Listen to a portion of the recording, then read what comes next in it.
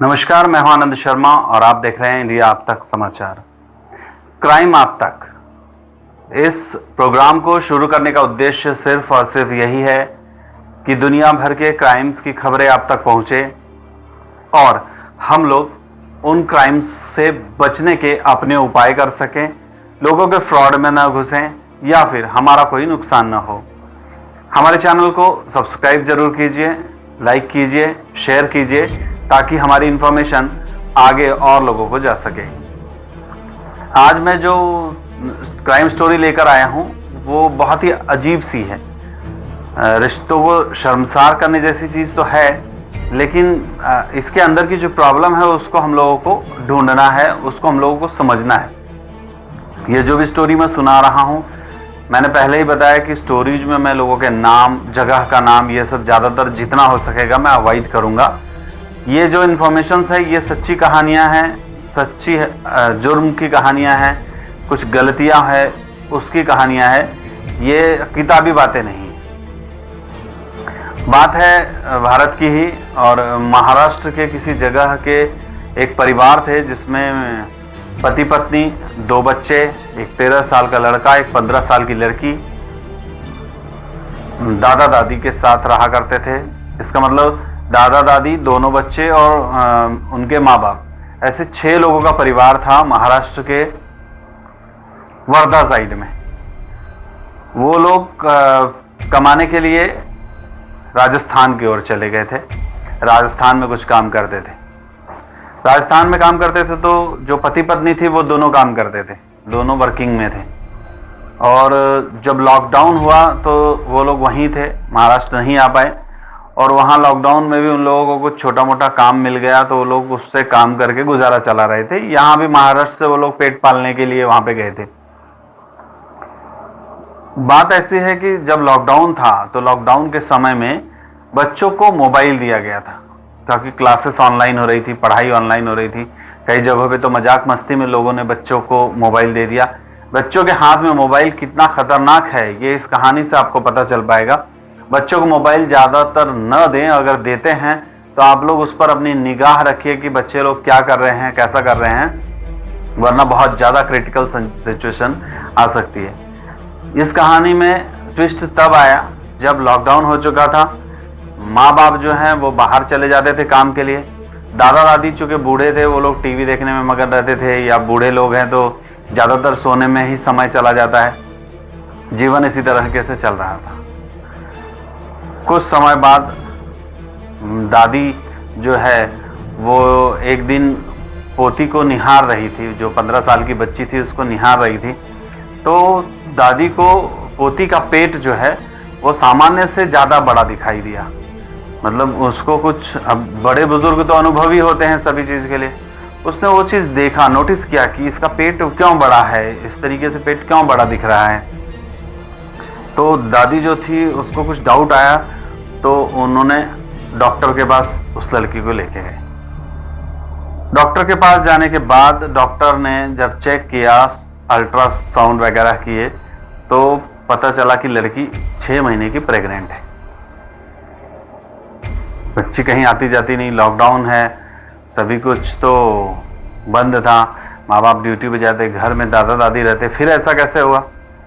जब बातें खंगाली गई तो जो कहानी सामने आई वो बहुत ही चिंताजनक विषय है। दरअसल होता यह था कि बच्चे लोग जो है मोबाइल में पढ़ाई किया करते थे। पढ़ाई के साथ साथ कभी यूट्यूब पे चले जा रहे हैं, कभी कुछ देख रहे हैं। आजकल तो यूट्यूब पे भी देखिए या कोई एप्लीकेशन देखिए, कुछ पढ़ाई का कुछ खोल रहे हैं तो उसके अंदर कई सारे अश्लील वेबसाइट्स खुल जाती है। कुछ भी अजीबोगरीब बिना मतलब के पॉर्न और सेक्स से रिलेटेड चीजें उस जगह पे आ जाती है। आप क्लिक कीजिए, आप उस साइट पे चले जाएंगे। इन बच्चों से, ये दोनों भाई बहन थे, इनसे भी यही हुआ। पढ़ाई करते वक्त ये किसी जगह पे सर्च कर रहे होंगे, इनसे क्लिक हो गया, इनसे पॉर्न साइट खुल गई। और पॉर्न साइट खुली तो बच्ची 15 साल की थी, बच्चे 13 साल का था लड़का। आजकल तो लोग ओवर स्मार्ट पहले से ही हो चुके हैं, अपने बच्चों को स्मार्ट बनाने के चक्कर में मोबाइल हाथों में दे देते हैं और यही बच्चे ओवर स्मार्ट बन जाते हैं स्मार्ट की जगह, क्योंकि मोबाइल देने के बाद कोई ध्यान नहीं देता है माँ बाप कि मेरा बच्चा उसमें क्या कर रहा है, किससे बात कर रहा है, क्या नहीं कर रहा है।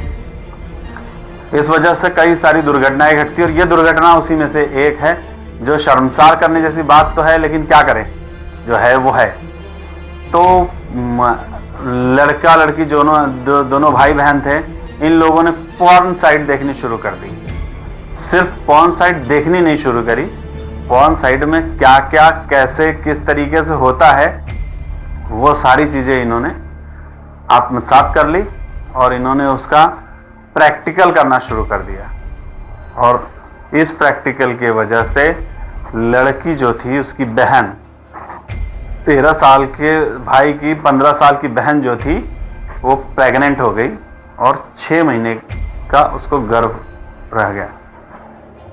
अभी देखिए कितना चिंता का विषय है। माँ बाप दोनों ड्यूटी पे, बच्चों को मोबाइल दे रखा था, दादा दादी बूढ़े थे, टीवी देख रहे या सो रहे हैं, उन पे ज्यादा ध्यान नहीं दे, ये बच्चे लोग अकेले रूम में बैठे, क्या से क्या कर दिया इन्होंने। भले ही अनजाने में गलती हुई हो, उस चीज को लोग उतना समझ नहीं पाए हों, लेकिन गलती तो हुई और गलती ऐसी हुई कि बहुत बड़ी परेशानी खड़ी हो गई। सारा परिवार राजस्थान में जहां पे काम कर रहा था वहां से मुंह छुपाते हुए फिर से महाराष्ट्र आया। यहाँ महाराष्ट्र आने के बाद डॉक्टर को दिखाया गया, प्रॉपर सारी बातें खुली, पुलिस के पास भी गई, क्योंकि डॉक्टर अगर अबॉर्शन करेंगे तो पुलिस के पास जाना पड़ता है। डॉक्टर ने जब देखा तो गर्भ में जो बच्चा था वो खराब हो चुका था, मर चुका था, लेकिन अबॉर्शन करना या कुछ करना है तो पुलिस को बताना पड़ता था। इसके लिए पुलिस को बताया गया, पुलिस इन्वॉल्व हुई, लेकिन कई जगह पर पुलिस बहुत अच्छा काम करती है। उन्होंने इस चीज को पूरी तरीके से संभाल रखा और बातें ज्यादा बाहर आउट नहीं हुई है। मैं भी किसी तरीके का नाम नहीं बता रहा हूं, आप इसे कहानी भी समझ सकते हैं, लेकिन अगर ये कहानी भी हुई तो बहुत ही खतरनाक है। जब भी आप अपने बच्चों को मोबाइल देते हैं तो ध्यान रखिए कि बच्चे मोबाइल में क्या कर रहे हैं। आप लोग बच्चों को लैपटॉप दे देते हैं हाथ में, आप सोचते हैं कि आपका बच्चा पढ़ाई कर रहा है, लेकिन आपका बच्चा पढ़ाई की जगह और क्या कर रहा है, इस पे भी ध्यान आप लोगों को देना चाहिए, हमें देना चाहिए। हम लोगों को मोबाइल और वगैरह वगैरह बाकी की चीज़ें जो इंटरनेट से संबंधित चीज़ें हैं, उसको हम जब बच्चों तक पहुंचाते हैं तो हम लोगों को ये ध्यान रखना चाहिए कि बच्चा सिर्फ पढ़ाई कर रहा हो, काम की चीज़ें कर रहा हो। बच्चे को गलत सही का अंतर समझाइए। बहुत सारे लोग तो हैं कि सेक्स से रिलेटेड चीज़ें अपने बच्चों को न बताते हैं, न समझाते हैं, उनसे उलट छुपाने लगते हैं। बच्चों की जब समझ की उम्र हो जाती है तो उनके साथ सारी बातें शेयर कीजिए, उनको बताइए कि क्या सही है क्या गलत है, ताकि वो कम से कम गलती ना करे। तो ध्यान रखिए, ये कहानी जो थी ये किसी के घर में वापस ना हो, कोई दोहराया ना जाए, लेकिन इस तरीके की क्राइम स्टोरी जो हमें पता चलती रहेगी हम आप तक जरूर लाते रहेंगे। जो कुछ भी आपको कहना हो हमारी स्टोरीज के बारे में, हमारे एपिसोड के बारे में, आप कमेंट बॉक्स में हमें कमेंट करके बता सकते हैं। हमारे चैनल को लाइक सब्सक्राइब जरूर कीजिए, लोगों तक शेयर कीजिए ताकि हमारी इंफॉर्मेशन और लोगों तक भी पहुंच पाए। जय हिंद।